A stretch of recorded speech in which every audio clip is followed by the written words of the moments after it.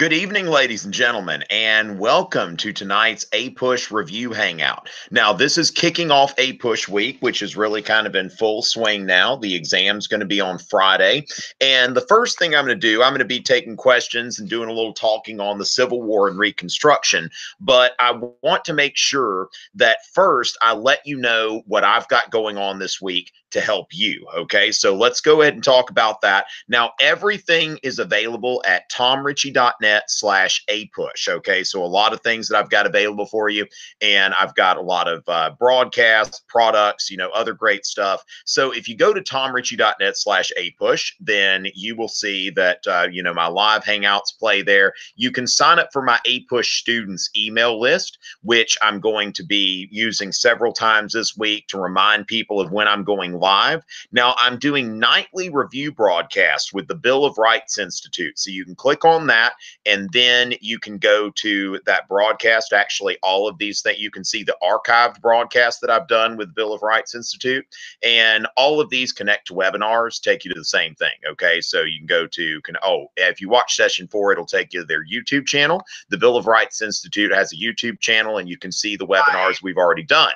Now, when you go to connect to webinar, then you just go in, you enter as a guest or something like that. I've never entered as a guest, but you go in here and you will be able to go to the webinar. So these are free webinars offered at 6:30 every night between now and the exam. The next 3 webinars will focus on the 20th century. And then Tuesday night at 8 p.m. Eastern, I am going to be leading a multiple choice strategy session. This is a premium hangout or premium webinar, and this is going to be a $10 admission fee. Okay, so just keep that in mind. Now, why are you charging $10? I'm charging $10 because it's good. All right.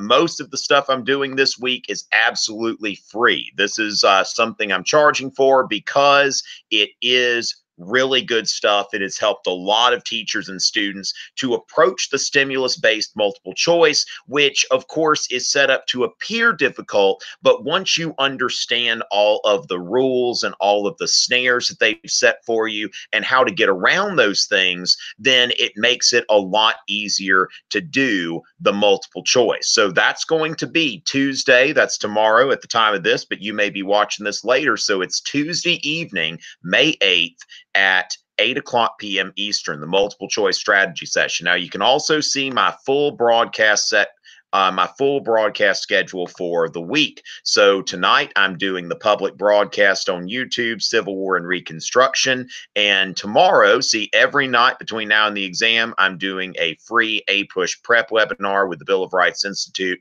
And then after Tuesday night's premium webinar, I'm going to be doing public broadcast with Hip Hughes. Now, on Wednesday evening, it's going to be an AP government review, and that's going to be at hiphughes.com. Okay, so hiphughes.com, where attention goes, energy flows. And then, now the thing is, you're thinking, well, I'm taking APUSH. I'm not taking AP Gov. There's a lot of overlap between AP Gov and APUSH. So if you want to step in there, I mean, it's not like it's going to hurt you. Now, also, I'm going to be doing another broadcast with Hip Hughes on Thursday, May 10th. These are all at 8 p.m. Eastern. So on the 10th, that is going to be targeted specifically to APUSH. So you see here all kinds of stuff that is going to help you as you're preparing for APUSH. But I would definitely consider, if you're taking this exam and you're not convinced that you have this multiple choice figured out, I will show you a lot of great stuff there. So the premium webinar Tuesday at 8 p.m. So that is all available at tomrichey.net/APUSH. All right, so let's go ahead and take a little look at who's here. Now, I typically give preference to questions coming in from Twitter, okay? And especially people who are following me on Twitter and have been supporting me there. I want to make sure that I am giving you what you need. Now, so as far as that, ladies and gentlemen, these things, these chats can get a little bit, a little bit messy. So I tend to look more at Twitter. Now, also remember AP Euro. Oh, okay. Yeah, let's stop sharing that so you can see me here. Okay. Now, if you're taking AP Euro, I'm going to be doing that, throughout the week next week. Let me get APUSH out of the way, and then I will focus on AP Euro. All right. So as far as that goes, ladies and gentlemen, the focus of this Q&A tonight is going to be on the Civil War and Reconstruction.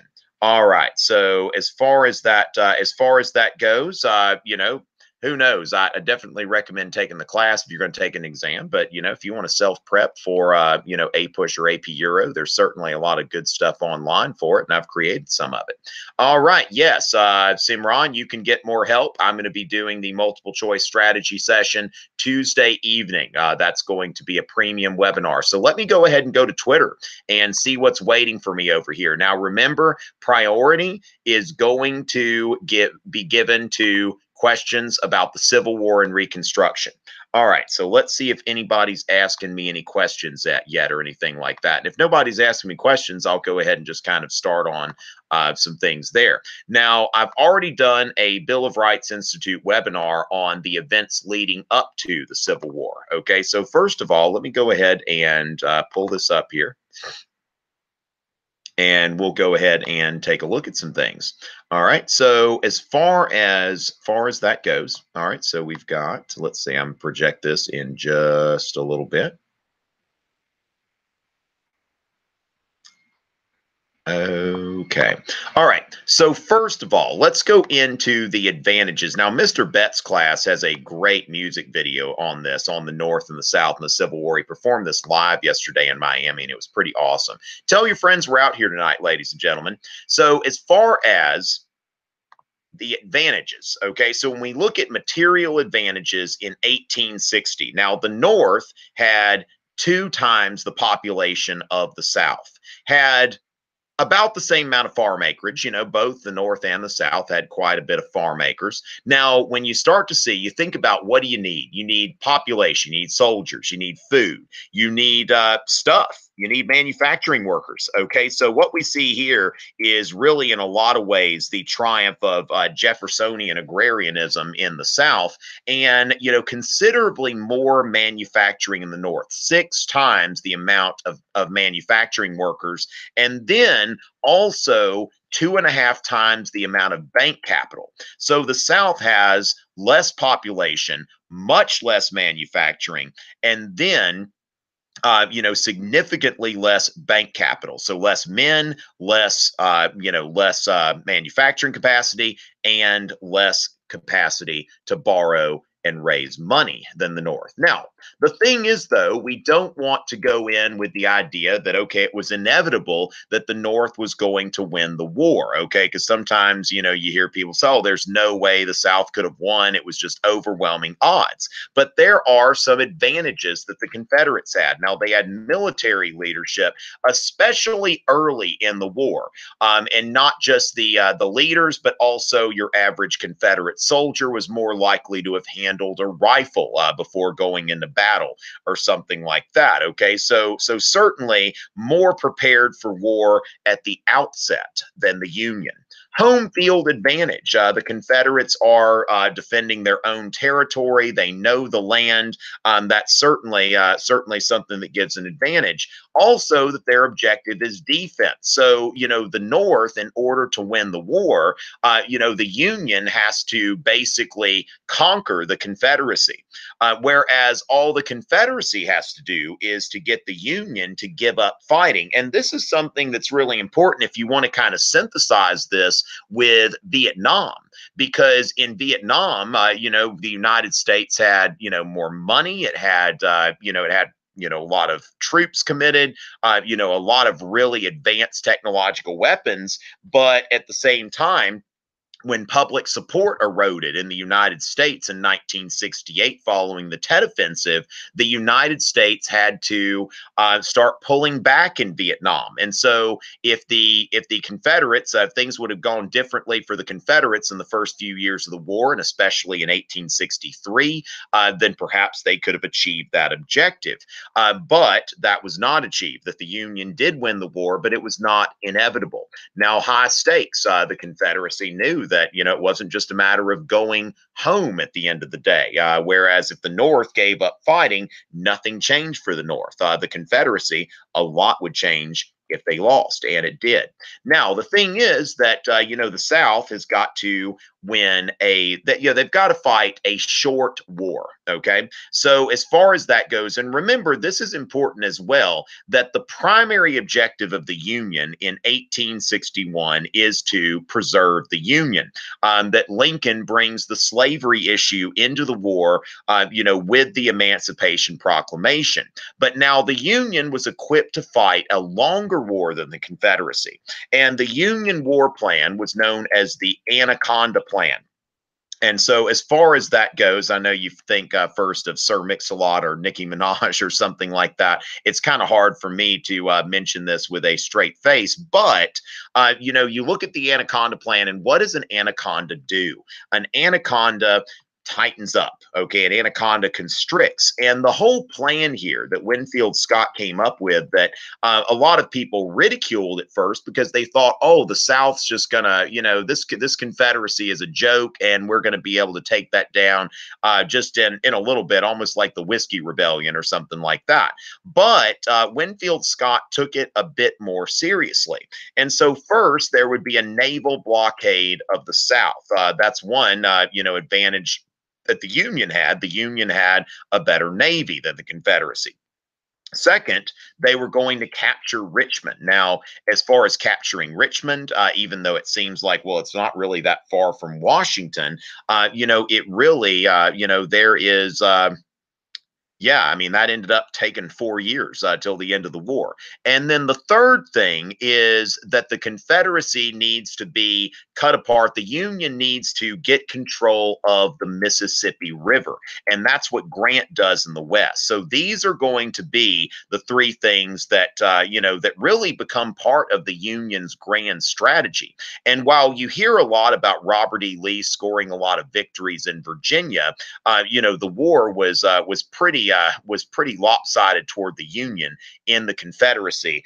In the West from the very beginning. Okay, so Grant gets the Mississippi River under control. So that is the Anaconda Plan, which formed the basis for Union military strategy. Now let's take a look here and see if we've got some questions. Okay, so those are a couple introductory things, and let's see if we've got some questions. Now remember, ladies and gentlemen, at tomrichey.net/APUSH, you can get a full schedule of my live broadcast for this week. Okay, so make sure to take a look at tomrichey.net/APUSH. And remember, I've got a webinar tomorrow at 8 o'clock, a premium webinar that if you need help with the multiple choice questions and how to hack those, I'm going to be helping you with that. All right, so let's go ahead and take a look at Twitter and see if we've got any questions about the Civil War and Reconstruction. All right, so let's see. All right. Somebody wants to know when there's AP Euro. That's going to be next week. All right. So can we review Reconstruction and sharecropping and all of that? Okay. So Reconstruction felt modern feelings. Okay, is Norwegian. Andreas, I'm really kind of focusing on the APUS history exam here in the United States this week, but it's still a good question, but not necessarily relevant there, but an interesting question. Now, one thing, Andreas, I could say is that, there are different kind of takes on radical Reconstruction. Booker T. Washington was a bit critical of it. Booker T. Washington, who felt like, it's like, what do you do here? I mean, when you're in a situation where, a group of people has been freed from slavery, should they try to get political equality first, or should they try to get social equality? And, Booker T. Washington looked back on that and he said that, that was the problem, that there was an effort to achieve political equality before, economic equality, before they had money. But that's something that I can address probably in another broadcast sometime. My man JC, okay, toward the end, can I discuss possible LEQ and SAQ writings about the Civil War and Reconstruction? Okay, I'm seeing a lot of things here about Reconstruction. Okay, so my man JC, I tell you what, I always try to take care of this guy.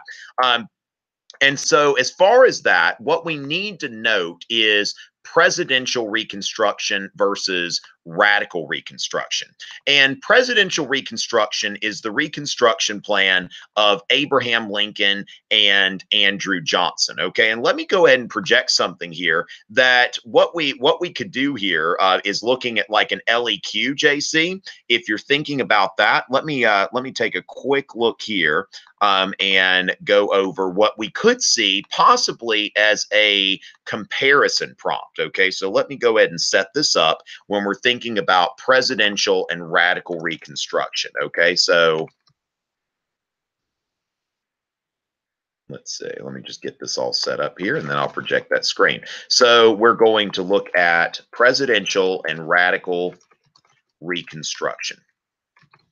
Okay, so let's go ahead and share the screen here and kind of go over this. All right, so as far as that goes, ladies and gentlemen, that you have on one hand, like, so what we would see is a comparison prompt. If we had a comparison prompt and you could be asked something like this: evaluate the extent to which presidential and radical Reconstruction were different from each other. Now, you can put all kinds of, all kinds of different evidence here. There are lots of choices. Now, what I would do here on any kind of LEQ prompt, I typically have this box method, okay? So what we're doing here is in this box, we are looking at things that are unique to presidential Reconstruction.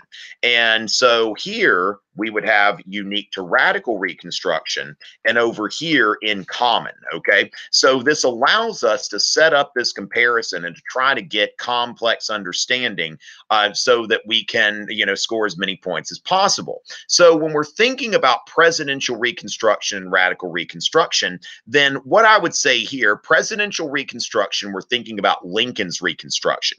So Lincoln proposed the 13th Amendment. He was a big supporter of the 13th Amendment. Now, I know the president doesn't necessarily he's not directly involved in the amendment process, but it was very important to Lincoln. Lincoln helped guide the 13th Amendment through Congress, which even without the Southern, senators and representatives there, it wasn't a walk in the park. There were it wasn't like, the first time around that there was immediate support for getting rid of slavery everywhere, even in the North. Now, remember, as we look at the causes of the Civil War, the debates about slavery had specifically been about slavery in the Western territories, not necessarily slavery in Alabama or anything like that. Now, the 13th Amendment, what's important to understand about the 13th Amendment, and when I'm live, what I'll ask people is what did the 13th Amendment do? And people say it abolished slavery. And then I'll ask, what else did the 13th Amendment do? And they'll throw stuff out there. Did it give them citizenship? No, didn't do that. That's the 14th Amendment. Did it let them vote? No, that's the 15th Amendment. Now, the important thing to understand about the 13th Amendment, even though it's got a couple of things, it says something about prisoners or whatever, but it's really the thing about prisoners. It's making clear that nothing's changing about the prisoners. They can still be made to work. But essentially, the 13th Amendment abolished slavery, and it did nothing else. Okay, and what you've got to remember is when slavery was abolished, then what you lean back on is Dred Scott, and the Dred Scott decision. In the Dred Scott decision, the Supreme Court had ruled that people of African descent cannot be citizens of the United States. And so the 13th Amendment said that, you are no longer slaves, but it did not guarantee, because remember, before the Civil War, in the northern states, free people of color could not vote in most of these northern states. So there wasn't it's not like in the South they had slavery and in the North there was some kind of utopian racial harmony paradise or something like that. Even Lincoln, as late as 1862, appeared to still be in favor of colonization of African Americans. He didn't necessarily believe that two races can live together in a state of political equality. And so Lincoln's Reconstruction was very limited. He wanted to bring the South back into the Union, as easily as possible. Hip Hughes has a great video called Hugs and Slugs, okay? Now, during this time, it's important that you differentiate the black codes from the Jim Crow laws. The Jim Crow laws come around after Reconstruction. The black codes are during presidential Reconstruction. So the Southern states, they take, what Lincoln's offering here, and it's like, okay, you've got to get rid of slavery. You've got to accept emancipation. This is what was known as the 10% plan. Okay, now Lincoln during the war, he proposed the 10% plan, which I refer to as discount Reconstruction. It only required 10% of the voters from the 1860 election to swear an oath of allegiance to the United States. And they didn't have to disavow any kind of support for the they didn't have to say, I've never supported the Confederacy or anything like that. There was no punishment for people who had. It's just 10% of the voters had to say, I'm swearing an oath to the United States. And so this was making it very easy. Now it's like you have to, you have to get rid of slavery, but you can still keep the racial hierarchy, the racial subordination, which, white Northerners still overwhelmingly supported, in addition to white Southerners. And so, the black codes restricted constitutional rights, making it clear that a black man could not own a firearm or a Bowie knife, that, he could not buy liquor, and he could also, not preach without a license. And then sharecropping. Okay, sharecropping was this arrangement by which before, under slavery, the slaves did not have any kind of like financial liability. And now, when the 13th Amendment passes, these freed people of color, they're broke, and so they are. They have no money, they have no land, and all they can really do is, get a job harvesting cotton on a plantation, much like they used to, except now they're having to enter these arrangements where they owe the owner of the land a share of the crop. And if they don't produce enough of a crop to give the owner his share, then they've got nothing left. Now, note that there were a lot of white sharecroppers too, but as far as the proportion of African Americans that are sharecropping, is very, very high at this time. And of course, continued. It's not like sharecropping went away after presidential Reconstruction.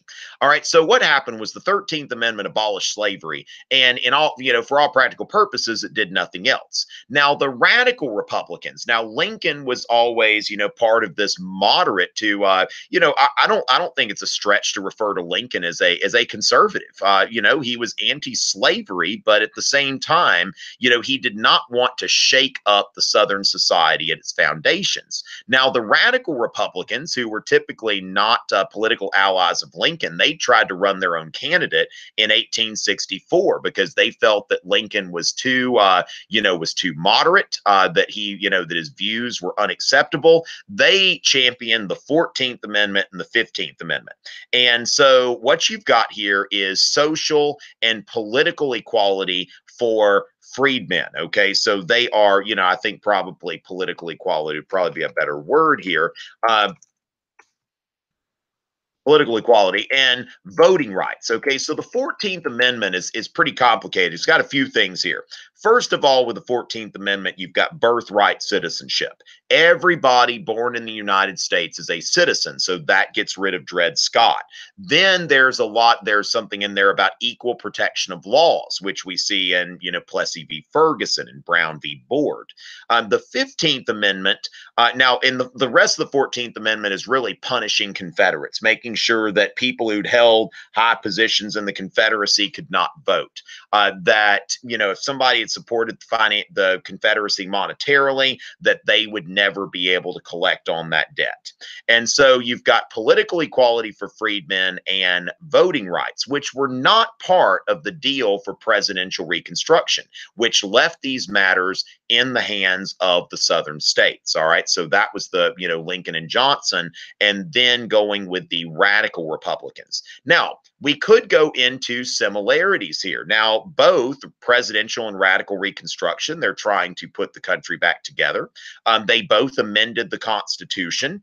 They both, gave more rights to African Americans, but the 14th and 15th Amendments went even further than that. And to the gentleman from Europe who asked that question, when radical Reconstruction collapses, it is replaced by Jim Crow, which was a system to try to preserve the system of racial subordination in the South that had existed under slavery. So, JC, hopefully I helped you out there, giving you this demo for the LEQ. Always try to help out my friend JC. All right, so let me go back to Twitter. I might even get brave and take a look at the chat real quick.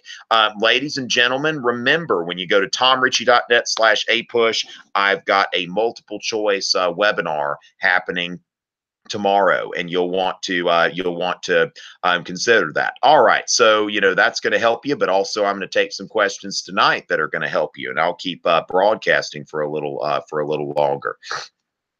All right, so Liz, I would recommend, Liz, if you go to tomrichey.net/APUSH, you will see a link to the Bill of Rights Institute broadcast. Okay, so as far as the age of Jackson, I've got some videos on that as well. But with the Bill of Rights Institute, we did a bit of this on session 4, May 3rd at 6:30 p.m. If you click to watch session 4, then you will see that there. So you can still watch this webinar that I did last week. Okay, so that's something that you'll want to keep in mind. So I've got a link there on tomrichey.net/APUSH, and then the full broadcast schedule. And remember, ladies and gentlemen, consider signing up for that multiple choice strategy session that I think is going to be very helpful. All right, so as far as that, let's take a look at some of the other questions here. All right, so I've gone over the LEQ. Those people that said this, okay. Yes, okay, yeah, Cameron. That's This is what's funny when I do live events and I ask what else did the 13th Amendment do. All the students are just like offering all these things, and they're not considering it's a trick question. And yeah, the teachers typically are laughing because they kind of know where I'm going with that. But the students, they try so hard to answer these questions, and it's really funny when I do these live events. Now, my teachers, my own students are used to me asking trick questions, so a lot of times I can't really fool them. All right, so as far as that goes, let's take a look here. Awesome. Thank you, Andreas. And looks like here we got folks there. All right. Oh, look at that. Yes, good deal there. All right, and important events are people of the Gilded Age. Now, Allison, we talked a little bit about the Gilded Age today on the Bill of Rights broadcast. Remember, that's going to be at 6:30, every evening there. All right. So, ladies and gentlemen, as far as that goes, let me see if I've got any questions coming in, any more specific questions. Yeah, that is a very general, question, Cameron.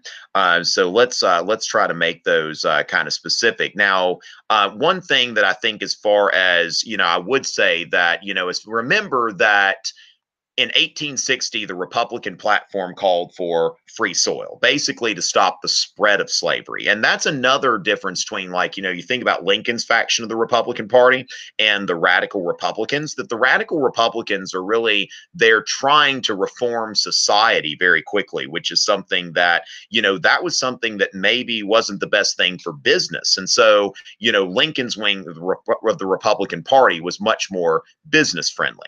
Okay, so what are the difference in drafting for the Civil War? Okay, very good. The draft in the Civil War, both sides had to institute a draft. Now, the Confederates, I believe they did that first because, of course, their population was less and they were going to need that first. But both the Union and the Confederacy employed a draft during the Civil War. And as far as that goes, you see here, I'm going to go ahead and project this so you can see what we've got.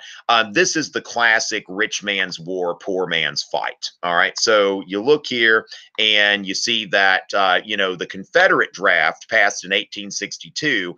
Draftees could hire substitutes. All right. So basically, if you had money, then you could pay somebody to go to war for you. And then anybody with 20 or more slaves, it was decided well, you have to, you need to supervise your slaves, and so you don't have to go, which basically these are the people who are wealthy. Now, of course, there was also controversy during the Vietnam War over, draft deferments and stuff like that.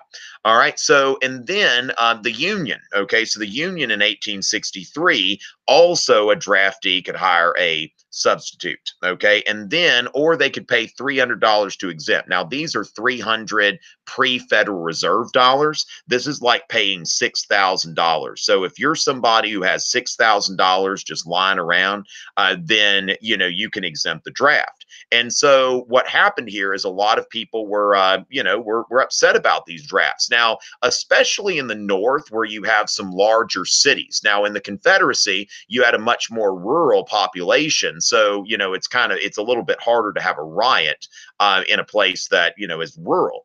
And so the New York City draft riots, there are a lot of recent Irish immigrants at this time in Europe, and they're not, excited about, I mean, these people, they don't care about the Union. They also don't care about freeing slaves. And so the New York City draft riots in 1863, over 100 people were dead. And these draft riots were racially motivated. There were crimes against African Americans in New York City as well during this. Okay, so this was, this was a very large riot. So large that this was during. This was in July of 1863. There were Union troops that were pursuing Robert E. Lee's army, and then they were, those Union troops that were pursuing Lee's army. Some of them had to be diverted to deal with the draft riots. There had to be a military response because things got so out of hand. So that's a little bit on conscription. Now, another thing I'll note is there are only 4 times when conscription has been used only 4 occasions. Conscription has been used in the Civil War, World War I, World War II, and Vietnam. So the World Wars, and then you've got the Civil War and Vietnam. So other than those times, the United States has had an all-volunteer army. All right, let's see what else is coming in there if we've got any other questions. That is an excellent question, Allison, and I'm not sure that I really have a ready answer for that. I'm not just trying to dodge that, but I just really, that's not one of those places where, like, the Civil War is not one of those where you get into, really deep into the role of women during that war. World War One, you get in, World War One and World War Two, you have a lot more, discussion of women in the munitions factories, and these are total wars, which the Civil War became a bit of a total war. But as far as changing things for women, not so sure that we saw a lot of that. Now, of course, the 15th Amendment gave black men the right to vote, said that you can't stop someone from voting because of race, color, or previous condition of servitude. But notice, there were these white women who had been asking for voting rights ever since the Seneca Falls Convention in 1848, and after the Civil War, they still did not have voting rights. So, as far as that, though, that's certainly a good question. Just not something I have a ready answer for. All right, so it looks like we're slowing down on Twitter. Let's see if I can see anything going on over here in the chat. I'm almost scared to look at the chat. All right, so let's see what we've got. I love Abigail Adams so much too. All right. Now, most notable people, okay, so Ashley, you've asked about notable people in the Civil War and Reconstruction. Now, one thing I would note here, if you're thinking about the radical Republicans, okay, so if we're thinking about the radical Republicans, there are a couple of people that I would note here. Let's see, and somebody said, what's up? Oh, wait, okay, you know what? I can do the Wade Davis bill as well. All right, so what's up, Ben? All right. So as far as important people, now, of course, there's, Lincoln would be pretty important. And let me go into the Wade Davis bill. Okay. So the Wade Davis bill is something that's important. Now, Lincoln, of course, presented his 10% plan. All right. So he's got this 10% plan, this discount Reconstruction. Now, the radical Republicans in Congress, the anti-Lincoln Republicans, they came back with the Wade-Davis bill in 1864. And the Wade-Davis bill demanded that in order for someone to be a citizen in good standing, they would have to swear an oath of allegiance to the United States, and that the states would have to. Now, some of this stuff was actually put into the 14th Amendment, the Confederate debt repudiation. Now, by debt repudiation, I mean that every Confederate state had to repudiate any debt. So anybody who had supported the Confederacy financially, they are losing whatever they gave to the Confederacy. And the Confederate leaders were to be disenfranchised. Now, what Lincoln did here with the Wade-Davis bill is a pocket veto. Okay, this is a veto that doesn't, you don't have to necessarily go through in certain circumstances, which you don't have to know if you're not taking like a college course in government. You don't really have to know how this works, but just that when Congress gets out of if Congress passes something at the end of the session, then they adjourn. Then the president, by ignoring the legislation, it will not become law. Okay, so if the president ignores the legislation, then it's not going to become law. And there are other cases where if the president ignores it, it does become law. But in this case, it didn't. So Lincoln pocket vetoed this in order that he was going to be able to maintain some flexibility in Reconstruction policy. And also, so there are two things about Lincoln. Now, first of all, Lincoln is, you can't really put him down in one place. All right. That Lincoln is always going to be moving because, the political winds are changing. And Lincoln was a very gifted politician who always, knew what was possible and what was going to be practical. And that's another thing that separates presidential and radical Reconstruction, that Lincoln, was thinking, okay, this is what we can get for right now. Let's kind of quit while we're ahead. The radicals are like, no, let's do this, this whole thing now. And so as far as that goes, ladies and gentlemen, let's see what else we've got there. We've got a yeet. All right. The Johnson impeachment. Okay, so let me go into the radical Republicans real quick and radical Reconstruction. As far as that goes, let me send a little message real quick to somebody important people get messages during these things. All right, so as far as that goes, y'all are important too, though. Everybody watching is important, of course, right? All right, so ladies and gentlemen, let's talk a little bit about radical Reconstruction. All right, so we're going to go ahead and get that screen shared.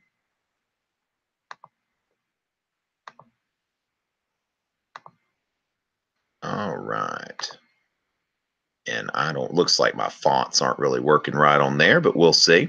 All right, so radical Republicans, ladies and gentlemen. Y'all remember this guy, Charles Sumner, okay? Which you should if you're taking APUSH on Friday, the Brooks-Sumner incident, all right? So basically, Charles Sumner was the senator of Massachusetts who insulted, the entire state of South Carolina, and Senator Andrew Butler, who was not even there. And so Preston Brooks beat him up with a cane. Well, guess what? Charles Sumner is back after a bit of a leave of absence. And then there was Thaddeus Stevens of Pennsylvania. Now, Charles Sumner and Thaddeus Stevens, they believed, now Lincoln was trying to bring the South, the former Confederate states, back into the Union as quick as possible. Lincoln felt like secession wasn't legal in the first place. And so these states had not really sacrificed their place in the Union. Now, the radical Republicans like Sumner and Stevens, they felt like, you know what, these states, you move your feet, lose your seat, that these states shouldn't be brought into back into the Union. They need to be put on some kind of probationary period here. And so as far as that goes, ladies and gentlemen, you've got this division into 5 military districts. And let's see if I've got anybody that is, let me check here. I'm going to check and see if anybody's following me on Instagram so that I can give people some shout outs. Okay. So y'all keep that in mind. I'm going to be doing some shout outs, and y'all want to definitely get those. We've got Maya Sullivan just followed me on Instagram. Is a Baloo. Isabella Sarah, whatever your name is there. Thank you for the follow if you're watching. We've got Alex and Lisa and Bryce. I'm at Tom Richey on Twitter and Instagram. So thank y'all so much for, for following me over there. And so as far as that, you've got these Reconstruction Acts. Okay. So the Reconstruction Acts, we've got, first of all, it's divided into three things here: military occupation of the South, immediate suffrage for African Americans, and then forced ratification of the 14th Amendment. And remember, one of the big parts, the two things about the 14th Amendment are really three, I guess, but the overall goal being the overall goals being to give political equality to freedmen, and then to punish the Confederacy. So the 14th Amendment, birthright citizenship, equal protection of laws, and several provisions to punish Confederates. All right. Okay. I've got a few things. Ben Boone, I know you're watching. I saw you earlier. Just followed me. All right. Vanessa XOXO. Jessica Sperling. Is this a Jess? Okay. Excellent, Jess. Thank you so much. And let's see. I think you've been on the Bill of Rights things. Okay. This is a great way to make sure that you know what's going to be happening, because I'll be doing some announcements here. We've got, Raj. Is this the Raj from the Bill of Rights broadcast that asked me to go to prom with him? I'm not sure. Yeah, so we've got Zoe and Nick and Party Pilots and Kareen 7. Melissa, thank you so much. Basileus, Kim, Annie and Hannah. And oh my goodness, that account I'm not going to give a shout out to, I don't think. All right, so ladies and gentlemen, now Andrew Johnson, who took over after Lincoln. Now note that Lincoln decided to move toward the center during the Civil War. Instead of trying to appeal to his own party because the radical Republicans didn't like him, he picked Andrew Johnson as his running mate. Okay, so Andrew Johnson was a senator from Tennessee, and he was the only senator from a seceded state who did not give up his seat in the Senate. So Andrew Johnson was a unionist. So, Appalachia, like East Tennessee, tended to be unionist country, and a lot of the pro-Confederate sentiment was in the west of the state. And so Lincoln decided to pick a Southern Democrat as his running mate to show, he called this ticket the National Union ticket, not the Republican ticket. And so Lincoln was casting himself in the election of 1864 as a centrist, whereas, the radicals have a different take on that. Now, Andrew Johnson vetoed a bunch of stuff here. Now, when we get to the Johnson impeachment, you see that Congress basically passed the Tenure of Office Act in 1867. Now, the way that this works is if the president wants somebody on his cabinet, then what the president has to do, if he wants somebody on his cabinet, he nominates that person, and then the Senate has to confirm them. Now, the Tenure of Office Act said that in addition to the Senate having to confirm a person, that the Senate would also have to approve a firing, which of course this basically diminishes the president's authority over the executive branch. And so it said that he could not fire anyone because they were afraid that he was going to fire Lincoln's cabinet. And so as far as that goes, Johnson fired his Secretary of War, and Congress impeached him for violating the Tenure of Office Act. And so by 35-19 vote, they voted on the removal from office. Now, remember, impeachment is not removal from office. So it takes a 2/3 vote of the Senate to remove an official from office. 35-19, it would have taken only one more vote to remove President Johnson from office. Now, I always remind people, I say 2-1-0. Two presidents have been impeached, Andrew Johnson and Bill Clinton. Then we've got one president, Richard Nixon, resigned from office to avoid the impeachment process. And 0 presidents have been removed from office. All right. So as far as that goes, ladies and gentlemen, let's take a look and see if we've got any other questions. Y'all are asking some great questions. This is actually I'm going to be wrapping it up in a little bit, Caroline, because this is kind of just to let everybody know I want to talk about the Civil War and Reconstruction for just a bit, but I also wanted to make sure that people that people are knowing when I'm going to be doing other broadcasts. Okay. So just to remind everybody, in case we've got some people who came in, after this thing started, just remember to go, if you want to be kept in the loop between now and the exam and know when I'm broadcasting, tomrichey.net/APUSH. You can sign up for my email list if you would like. Then you go to the, wasn't trying to sign up there, chill website. All right, so nightly broadcast with the Bill of Rights Institute, Tuesday, Wednesday, Thursday, 6:30. These are free. You want to take a look at these. Then I've got the full broadcast schedule here. Every evening, I'm going to be broadcasting at 6:30 and at 8. Remember, tomorrow is a premium webinar. You can click on that link there, and it'll take you to Webinar Ninja for this APUSH premium multiple choice strategy session, where I'm going to be going over test taking. A lot of my public hangouts focus on content, so this is about test taking. And then Wednesday and Thursday, I'm going to be publicly broadcasting with Hip Hughes, and we are going to be reviewing for AP Government, which could help you a bit to know a lot of the things that have gone on in the U.S. government. A lot of that overlaps with APUSH. And then, of course, at 8 p.m. on Thursday, another broadcast with Hip Hughes that is going to be targeted specifically toward APUSH. And so that's going to be every night. I'm going to be broadcasting in some form or fashion at 6:30 and at 8 o'clock. So let me go back and see if anything else is coming in on Twitter. We want to make sure that we're getting that. All right. So oh gosh, that's really funny. John Coleman, yeah, JC has got a meme that I'm going to retweet there. Thank you, Zoe, and everybody else who has followed me during this broadcast. I appreciate it. All right, little thoughts of mine. I'm glad to have answered your question. Cameron, certainly, Jefferson Davis's leadership, when contrasted with Lincoln's, Lincoln was certainly a better war leader. Jefferson Davis, of course, at the same time, I mean, I think Jefferson Davis had a pretty tough job. Not a lot of people have had to come in the kind of circumstances that he did. But generally, Jefferson Davis isn't seen as like the most effective leader, especially in comparison to Abraham Lincoln's leadership. I mean, Abraham Lincoln, really, it's just his war leadership was incredible. There's actually a book that I plan to read, that I got this book not too long ago, that's a rhetorical analysis. It's a rhetorical study, and it's talking about how basically, Lincoln did a much better job at defining the war. Like when you look at the Gettysburg Address, for example, when Lincoln says that the war has such high stakes, that if the North doesn't win the war, then government of the people, for the people, by the people could be gone.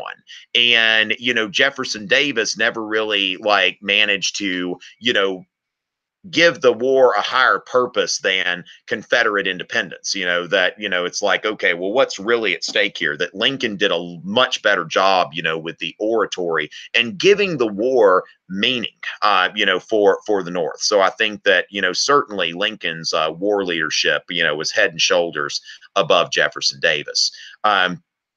So as far as Jared, the end of Reconstruction, okay, what we've got to remember is, that Reconstruction's going on in the South, but it really counted on support from the North.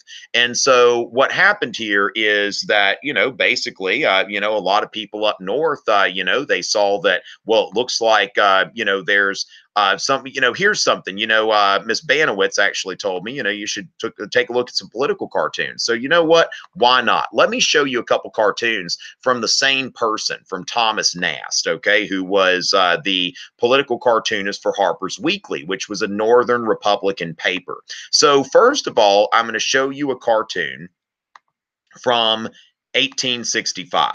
Okay. And so this is a mainstream Republican newspaper here, Harper's Weekly, which often shows up on like DBQs and LEQs and stuff like that.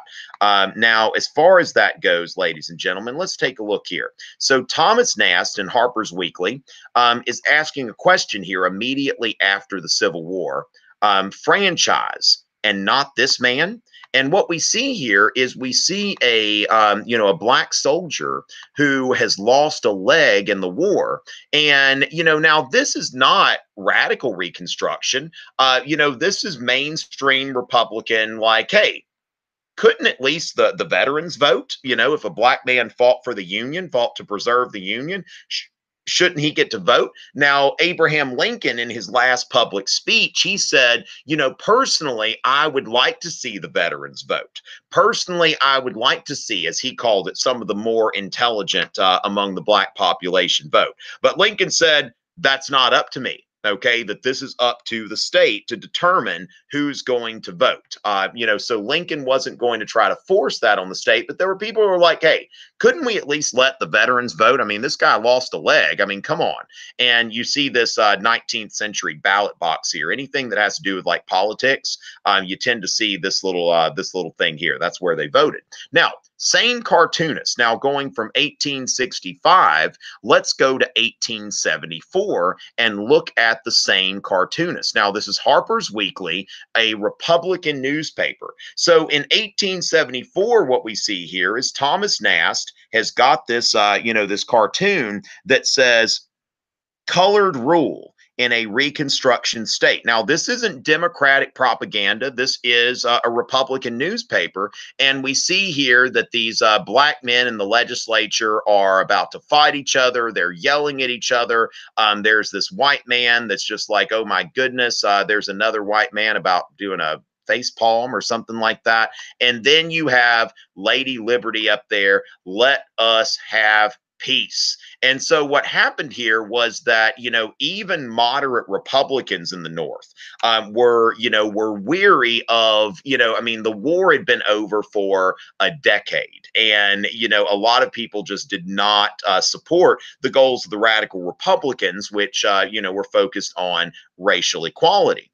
And so you see here that even among Northern Republicans, support for Reconstruction has gone away. Now, then there is that movie, Birth of a Nation, that I've seen test questions on this before, this was published in 1915. And in this movie, you know, it is basically like the first Ku Klux Klan.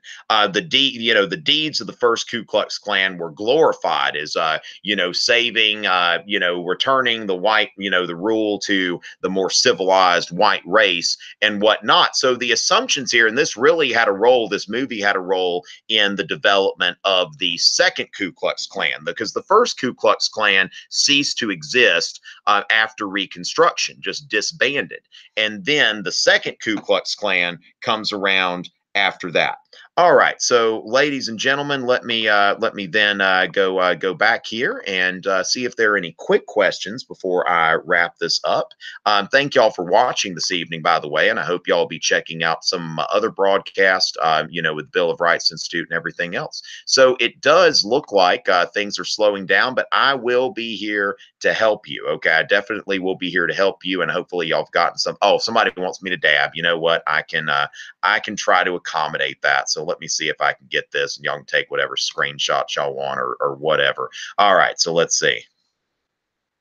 All right, so there you go. There you go. Did I do that right? All right, so who knows? Who knows? So, ladies and gentlemen, thank you very much. Again, remember, 6:30 p.m. every night with the Bill of Rights Institute. I've got links at tomrichey.net/APUSH. Tuesday evening, consider signing up for the premium multiple choice strategy session, where I'm going to be breaking down how these questions are set up and giving you some hacks as far as knowing how these things are set up so that you can go through these efficiently and you know the snares that the College Board has tried to set for you. Ladies and gentlemen, it is always a pleasure, and I'm looking forward to seeing you later in the week.